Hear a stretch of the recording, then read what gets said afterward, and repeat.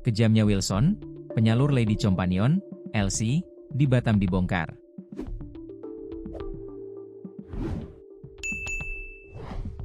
Ia diduga menjadi pelaku penyiksaan utama yang menyebabkan seorang ibu muda tewas. Wanita bernama Dwi Putri Apriliandini, 25, itu awalnya mendapatkan tawaran kerja. Ia tak tahu dirinya akan dijadikan Elsie. Saat menolak minum alkohol, Putri disiksa. Kapolresta Barelang, Kombes Pol Zainal Arifin, SIK melalui Kapolsek Batu Ampar Kompol Amru Abdullah, SIK, MC mengungkap jika tempat kerja yang dikelola Wilson, terdapat semacam tradisi janggal yang dilakukan Wilson dan rekannya ketika menerima anggota baru. Putri awalnya mengikuti apa yang diminta oleh Wilson.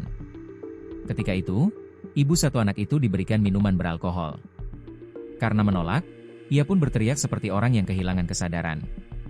Di sini kekasih pelaku kemudian membuat video yang dia rekayasa. Di sana seolah korban mencekik pelaku secara sadis.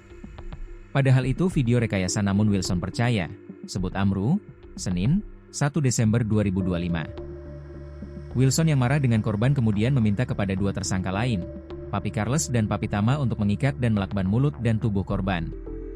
Penyiksaan tidak sampai di sana saja. Pelaku menyuruh kedua koordinatornya untuk melepas pakaian korban. Dalam kondisi tanpa busana korban disiksa sedemikian rupa. Perutnya ditendang, dipukul hingga bagian tubuhnya dilakban. Selain itu, hidung korban juga dimasukkan air dengan menggunakan selang. Akibatnya, korban meninggal dunia karena tidak bisa bernapas karena hidungnya dimasukkan air sementara mulut dilakban, sebut Amru lagi.